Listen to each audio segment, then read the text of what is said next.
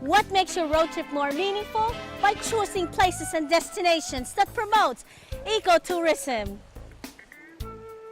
Ecotourism is a responsible travel to natural areas that conserve the environment and improve the well-being of the local people. Right now, most of the provinces here in the Philippines are vigilant in working, protecting, promoting their natural resources, just like the province of Bataan. Bataan is positioning itself to be an eco-adventure destination. What do they offer and how do they do it? Let's find out.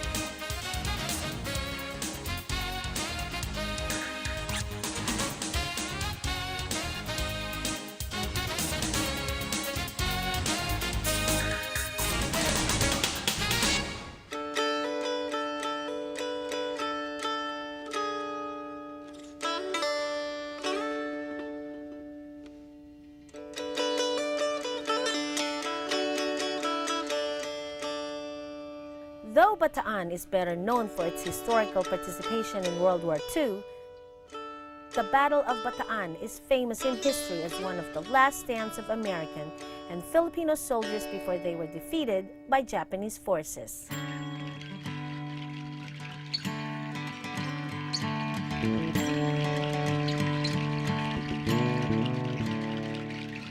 They have gone beyond that by building many natural parks in their province, including Dunsulan Park. Home to these lovely falls, the park is famous for its tree-hopping adventure.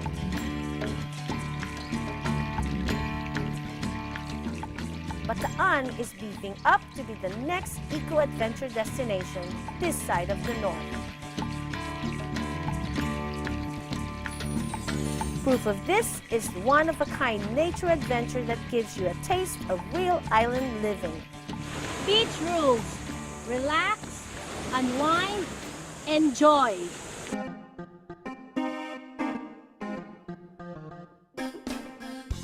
Just right around the bend of islets, this is Playa La Caleta, hideaway of Bataan. A private cove that offers relaxation and the best of island adventure.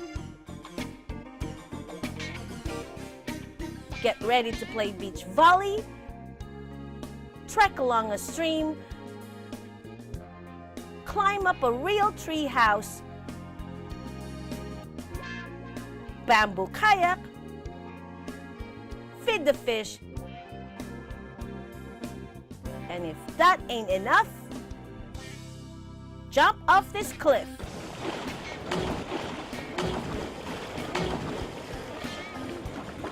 That's how Bataan spelled real eco-adventure. Bataan today is slowly emerging for its tranquil lifestyle, green living, clean town, and its love for nature. Thus, it's no wonder migratory birds have chosen Bataan, particularly four villages of Tortugas, Puerto Rivas Itaas, Puerto Rivas Ibaba, and Sibacan for their nesting ground. And to keep a close watch on them, Bataan has opened this wetland and nature park.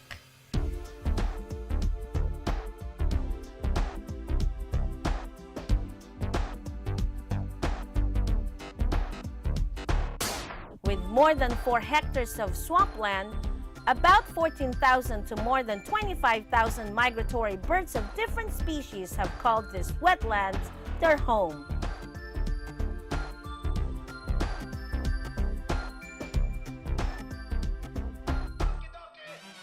Regarded as Bataan's feathered tourist, the whole province of Bataan rolls out the red carpet in welcoming these birds who arrive every 6 months.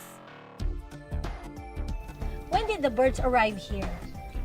Every month of September, Nagpupunta na po rito yung mga migratory birds, then maalis po sila rito on the month of April. Pero noong pong year 2005, na-discover po ang Bataan as bird sanctuary. How many birds do you have here?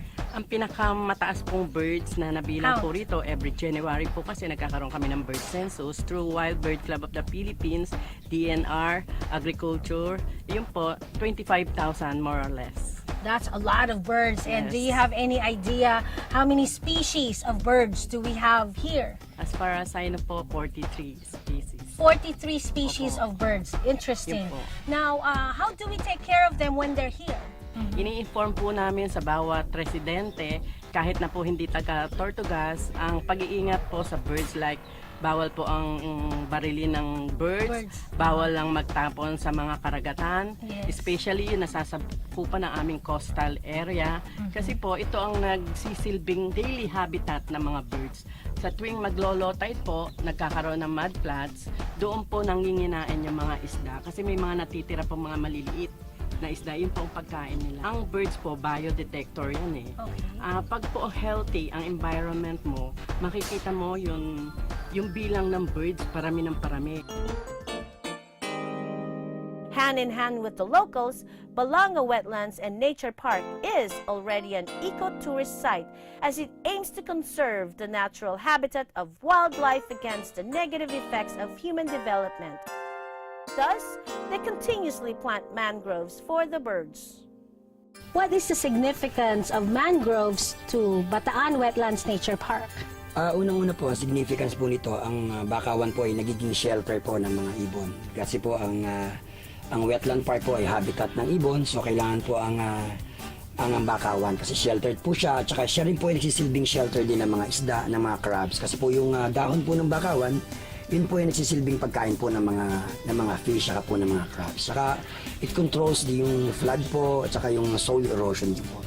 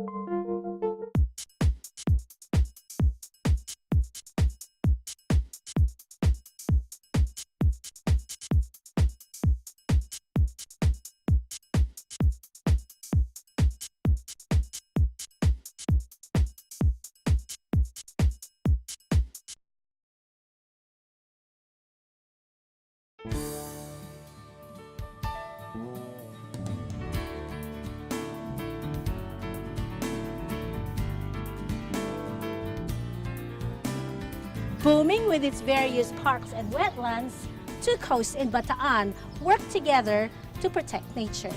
Right now, Pagak and Morong, known as the nesting grounds of 3 out of 5 sea turtle species in the country. This includes the hawksbill, olive ridley, and the green turtle. Highly threatened for extinction with most threats coming from us humans, these marine turtles, all 7 species of the world, were poached, slaughtered, eggs sold, and their living habitat deeply polluted. But all this changed as Bataeños adopted and learned to respect this magnificent marine life who can live for more than 200 years. They are now the guardians of the Pawikans as they built this Pawikan Conservation Center. Dito ang ginagawa namin, protection and conservation nung natitirang pawikan sa dagat dahil nag-decline na yung population nila. So ang aming obligasyon ay paramihin sila at pangalagaan. I see. Can you briefly tell us the breeding season for the sea turtles? Nesting season starts ng mid-September. Okay. Matatapos sila ng mid-Feb. So 6 months. Okay. Mag-mate muna sila doon sa dagat. Okay. So, magkakatagpo yung lalaki at saka babaeng pawikan. Mag-mate sila doon. Okay. Tapos after mating 30 days, ready na, mature na yung egg Eggs. sa building. Okay? Then, ready na yon para i-discharge sa beads. So, akit siya ng beads, Okay. gawa siya ng feed, chamber, deposit doon, cover, lid. How long does it take for the eggs to hatch? Certain eggs may be hatched at 40 days, Okay. and also they can be hatched at 75 days. Kasi ang magdedetermine ng incubation period, Is the temperature, temperature, of the... natural temperature. So, ibig sabihin, doon sa region na mas mataas ng temperature, say Gulf, doon sa Middle East, at 40 days, Because it's warmer. oo, mataas yung temperature at 40 days, ma-hatch na. Pero malamig sa Japan, sa Korea, it will take 75 days to get it hatched. Okay. How about here in Dito the sa amin, coast? 50, 51 days, hatch. So 50, 51 days. Now, how many, more or less, how many eggs are being laid each time? Okay, ina-average yun ng mga eksperto na 100 pieces per nest. If it's untouched sa wild, yung nest hindi natin gagawin sa wild, mataas ang hatching rate doon, 92% or even higher. Pero from the original nest, tapos tinransport ko dito sa aming hatchery, dito sa amin 68 to 73%. Out of the 68% that's actually hatched, when you release them into the wild, how many are actually surviving? Na-assess yun ng mga eksperto na ang may chance lang mabuhay sa wild ay 1% 1%. or even less than 1%. Hindi katulad ng ang isda, kahit na maliit siya, pag may kakain doon sa isda maliit, mabilis ang reflexes ng isda. That's right. That's right. Pero hindi ang baby turtle. Turtle. Yung baby pawika na yan, yung kanyang, yung ano niya, Agility paengkang-engkang lang siya gano'n. Okay. Eto na yung kakain They sa can kanya, catch. wala na siyang speed na maibibigay eh. Gano'n na lang eh. So, easy prey That's, siya. and that's why the Isa survival yun. rate is... Isa yun. Yun ang main reason kaya mabagal sila mag-multiply. Mayroon natin banning the collection of eggs, eggs trading, slaughtering. Okay. Napaka-stiff ng punishments pag Yes. nakuha sila. What's the importance of caring for them? Okay, sabi ng mga eksperto, itong mga pawikan, ang importance nila at ang naiko-contribute nilang maganda sa dagat, sabi niya, yun daw pupo nito, yung manure nito, yun ang best fertilizer para sa corals. Okay. Kung walang pupo ng Turtles. pawikan, lalaki ang corals natin pero sa mabagal na mabagal. So pero pag may pupo ng mabilis lalaki yung corals. Corals. The Tapos, corals. yung din kanilang manure na yun, yung maliliit na isda, yun ang feed starter ng mga maliliit na isda. The whole province has united to save the green turtle or the pawikan from being endangered. Now, the locals and even kids know the respect and care they must give to these gentle creatures. All turtles coming to Bataan are now assured and protected when nesting. And soon, with Bataan leading the way, pawikans will increase in numbers and live a peaceful life in the sea to maintain the balance and health of the international waters.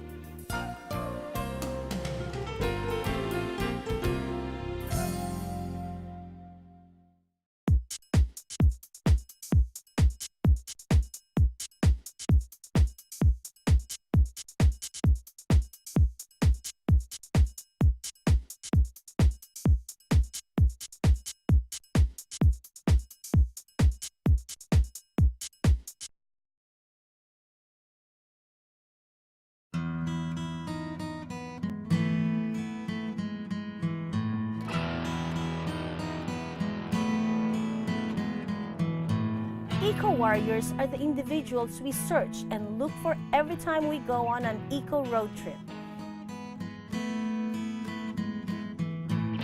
These are the brave, untiring, and unselfish men and women who dedicated their time and committed themselves to protect their hometowns' natural resources from any form of destruction. And one eco-warrior in Bataan is just doing that.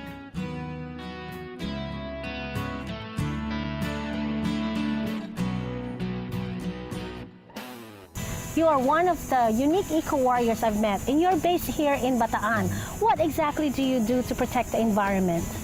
First thing, I'm protecting several coves in Bataan. Okay. I went on an expedition and saw these unique and beautiful coves in Bataan. Hindi ko kayang tiisin na makita na madudumihan sila like in Anawangin, in Zambales, Okay, na yes. it became overcrowded that it couldn't contain the trash, the garbage that those people put into the cove. The cove. Dahil may magagawa pa naman ako to protect this, so I went on an advocacy to protect these coves by controlling our guests, controlling the tourists.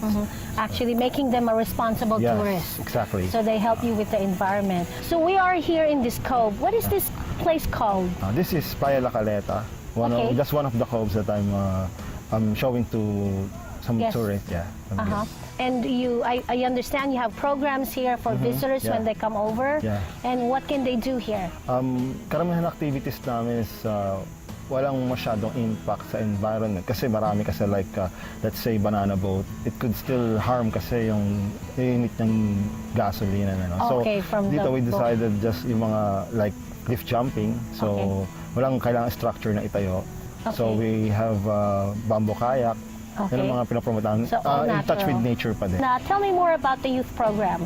So we have this called the voluntourism. So Volunteer. yeah. Okay. So this is parang mas magiging tour volunteer sila pero may connection sa environment, sa environmental protection, conservation. So we teach them na harmful lang mag dynamite fishing, harmful lang. So this will lead to overfishing and destruction ng coral. So mas mapaparami namin yung kung dating isa lang ako or tatlo kami na gumagawa nito, this time mas marami na kami. So you have the youth to Yeah. actually join We your empower program them. Yeah. by empowering them. Is this something personal? Yeah, It's a this is- personal advocacy? This is very personal.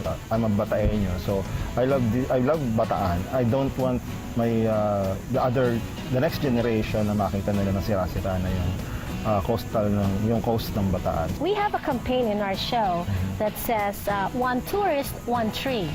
And the way it's set up is for every tourist that visits the place, if they only plant one tree, we won't have any problems with global warming and climate changes. Is that something that you can adapt Yes, of into your course. program? Yeah.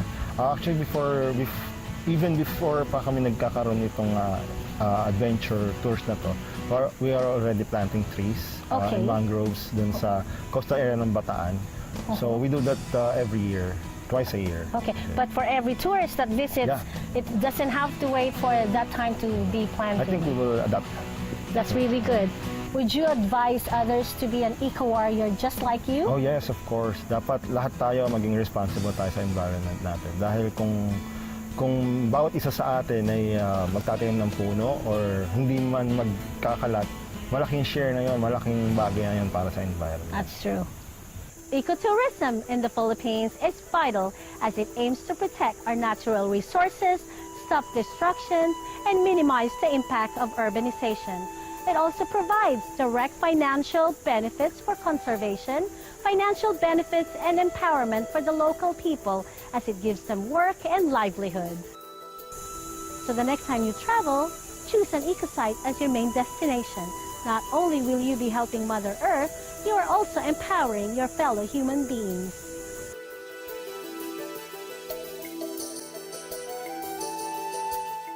Go, go, LPG Tricycle, go! Go, go, go! LPG Tricycle Kit. Go, go, go! LPG Tricycle, dual power na. No power loss at downtime pa. Go, go, go! Ligtas at napakadaling i-install. Go, go! Magtungo sa RPE Marketing, 3C Summerlin Building, 2454 FB Harrison Corner, Palhalia Street, Pasay City. Ang service center ay matatagpuan sa RPE Marketing Service Shop, 2233 Aurora Boulevard, Tramo, Pasay City. Go, go, go!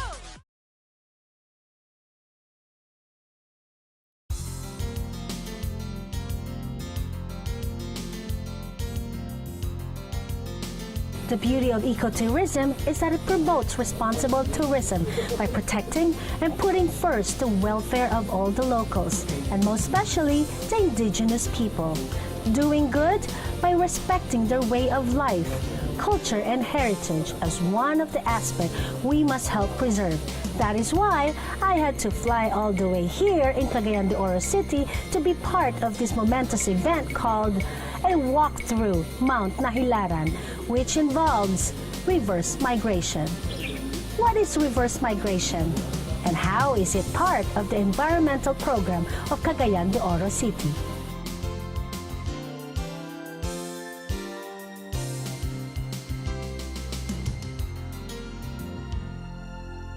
This is the walkthrough of Mount Nahilaran. What is this all about? This walkthrough will be a paramount statement to the city and the whole country to give a stress on ecotourism and this reverse migration dream that they have. This reverse migration is basically stressing the movement of the people from the city to the mountain. You see, so Yes. so if instead of people going down to the city, they should be going up here because this is the original design of life done in the city.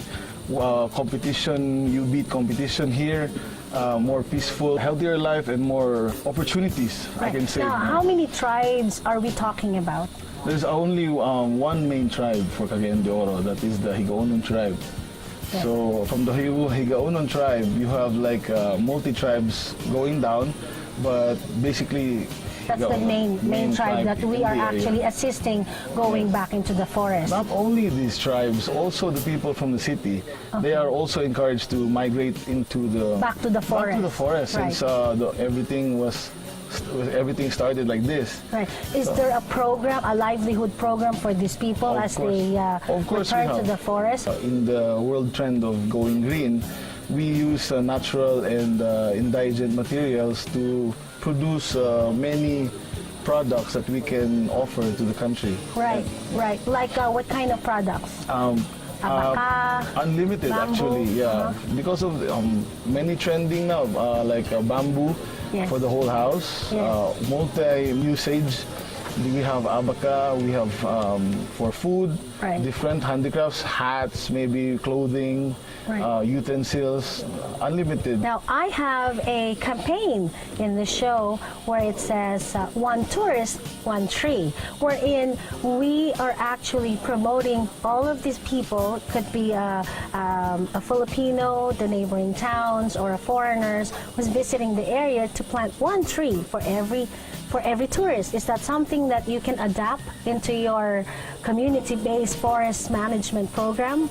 Actually, we've already started the program. Great. And we go for the younger generations because Right. of the enthusiasm they have. That's right. Yeah, and we also integrated the same pattern in the US that they have even GPS coordinates of the trees. So they can okay. visit them years after. And you can identify exactly where Exactly, they same are. tree, So when yeah. they're missing, you know someone took it. Yeah, you don't know someone took So it. it's tagged. Every single Yes. tree here Yes. in the mountains We of started Cagayan de Oro is already. tagged. Yeah, well, maybe 5 years ago we started, but still more support and more development is needed.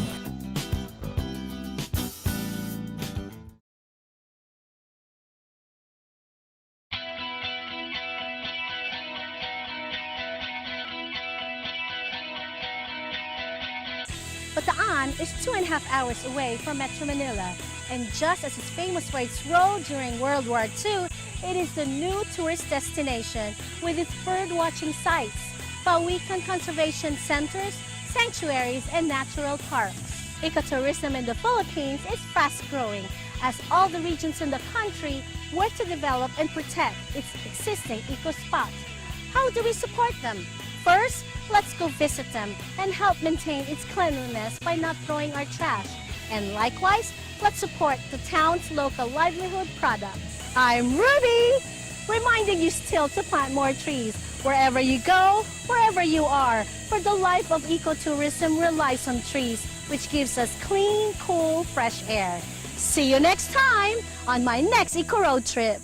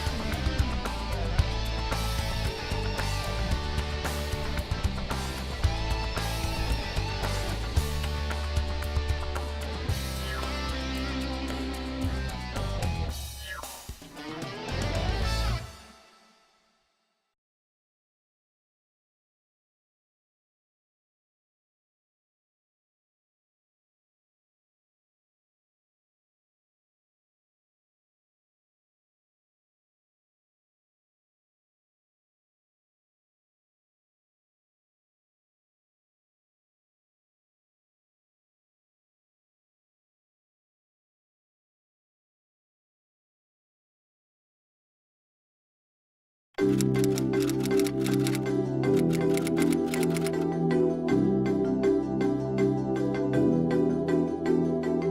an architect, urban planner, environmentalist, is it really necessary to cut trees in the name of progress and development? Trees are part of progress. And elsewhere in the world, trees, even in roads, are part of the road design. And the more progressive countries in the world, more progressive cities. In the planning and design of roads, it should be, the road right-of-way should be shared. 1/3 for trees and landscaping, 1/3 for pedestrians and bicycles, and only 1/3 for the moving traffic lane. If the road designer did a good geometric design of the roads, he would have preserved those trees and put the additional lanes on the right side of the trees for slower moving vehicles. That's how they do it in Europe, in Singapore, and so on.